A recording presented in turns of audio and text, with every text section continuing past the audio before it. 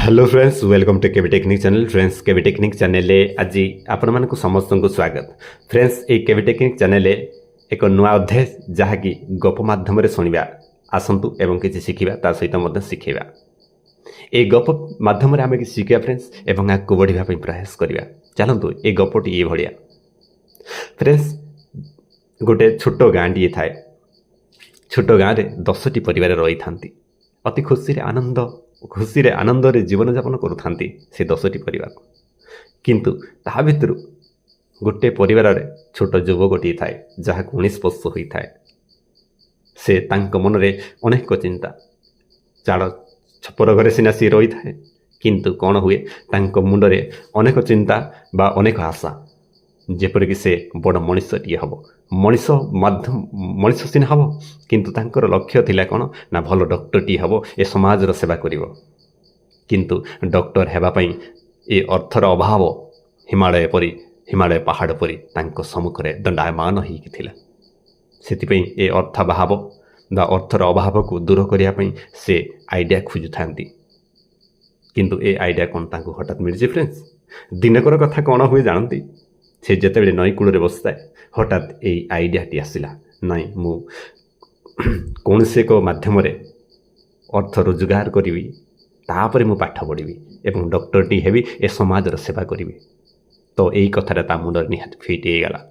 तो सी कौन कला ना से चाड़ छपर घर पाद काढ़ा आरंभ कला। न्यूज पेपर बिकिक से पैसा रोजगार करिवो एवं दिने भल डॉक्टरटी हे समाजर सेवा करिवो।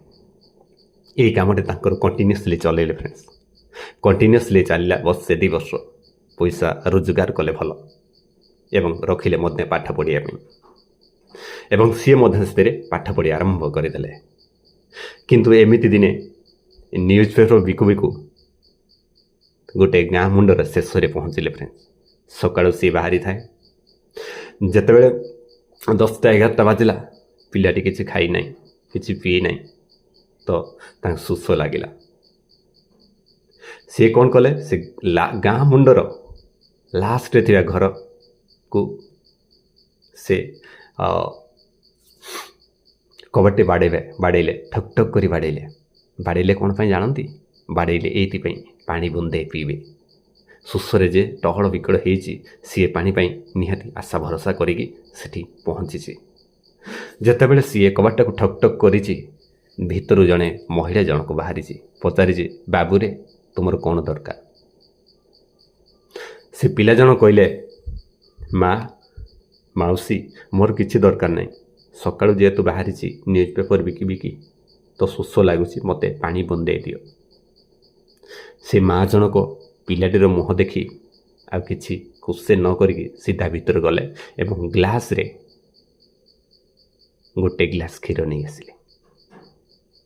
यही क्षीर ग्लासटा को देखिक पिलाटी आश्चर्य हो गला। फ्रेंड्स, सी कौन ना पिलाटी मागिथिला पानी, किंतु मिलिला ग्लास रे क्षीर।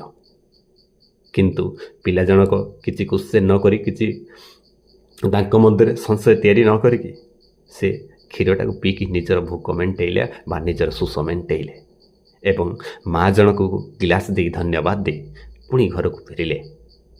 एमती अतिक्रम हो जाए 6 वर्ष। फ्रेंड्स, 6 वर्ष भितर सी डॉक्टर हो जाए। किए? सी युवक जनक डॉक्टर हो गाँ पाखरे जो मेडिकल अच्छी से सी डॉक्टर भाव में अपॉइंटमेंट हो जाए। से एरिया से जनाशुना डॉक्टर होता है। ठीक 6-7 वर्ष पर से जो महिलाटीए कौन करते ना क्षीर ग्लास देते से महिला जनक पहुँची गले सी मेडिकल जड़े रोगी हिसाब रे। एमिति क्रोनिक डिजीज बा एमती एक असंभव क्यूरेबल डिजीज माध्यम से पीड़ित होता है, जो कि से मृत्युर सजा पर जीवन काटु था। ठीक से समय ये डॉक्टर जनक पहुँचले, ये युवक जनक पहुँचले जी कि समाज सेवा करने डॉक्टर होती। हठात तापर देखिले नाई ये तो से जने माँ से जने मौसी जी मते क्षीर ग्लास टी देते। तो से प्राणपणे चेष्टा कले भल करने। लास्ट या ही है। फ्रेंड्स, भगवान जहाँ करते प्राणीर मंगल पाइना, तो ठीक से ही भाया है।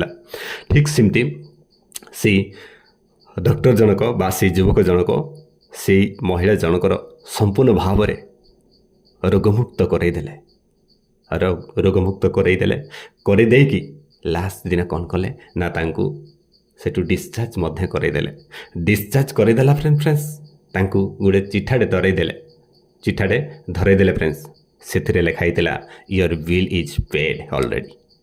ଅର୍ଥାତ୍ ତୁମର ବିଲ୍ଟା ଅଲରେଡ଼ି ପେଡ୍ କରାହେଇଛି, ତୁମକୁ ଆଉ ବିଲ୍ ପେଡ୍ କରିବାକୁ ପଡ଼ିବ ନାହିଁ।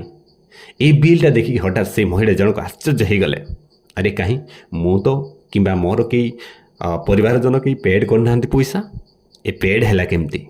ଠିକ୍ ତା ତଳକୁ ଯେତେବେଳେ ଦେଖିଲେ ଲେଖା ହେଇଛି ତୁମର ଯେଉଁ ପଇସା ପେଡ୍ କଥା କହୁଛ ସେଇଟା ତୁମର ସେ କ୍ଷୀର ଗ୍ଲାସ୍ରେ ପେଡ୍ କରାହେଇଛି। ଯେଉଁ କ୍ଷୀର ଗ୍ଲାସ୍ଟେ ଦେଇଥିଲ ସେ ପିଲା ଜଣକ ହେଉଛି ମୁଁ। ତେଣୁ ସେଇ କ୍ଷୀର ଗ୍ଲାସ୍ରେ ହିଁ ତୁମର ଯେତିକି ପଇସା ହେଇଥିଲା ସେ ପଇସାଟା ରିକଭରି ହେଇଗଲା। ଫ୍ରେଣ୍ଡସ୍ ଏ ପିଲାର ମହାନତା କେତେ ମହାନ! ତ ସେଥିପାଇଁ ଆମେ ମଧ୍ୟ ଏଇଭଳିଆ ମଣିଷ ପୁଣି ଆମ ଭିତରେ ରହିବାର ଆବଶ୍ୟକତା ଅଛି। ଏ ସମାଜରେ ସେବା କରିବା ଆବଶ୍ୟକତା ଅଛି। ଚାଲନ୍ତୁ ନା କିଛି ଶିଖିବା ଏ ଭିଡ଼ିଓ ମାଧ୍ୟମରେ ଏବଂ ଆଗକୁ ଚାଲିବା, ମଣିଷ ପୁଣିଆ ଦେଖାଇବା ଏବଂ ସମାଜରେ ଅତି ସୁନ୍ଦର ଭାବରେ ବଞ୍ଚିବାରେ ପ୍ରୟାସ କରିବା। ଏ ଭିଡ଼ିଓ ମାଧ୍ୟମରେ ଏତିକି ଫ୍ରେଣ୍ଡସ୍। ଲାଷ୍ଟ ପର୍ଯ୍ୟନ୍ତ ଦେଖିଥିବାରୁ ବହୁତ ବହୁତ ଧନ୍ୟବାଦ। ଜୟ ଜଗନ୍ନାଥ।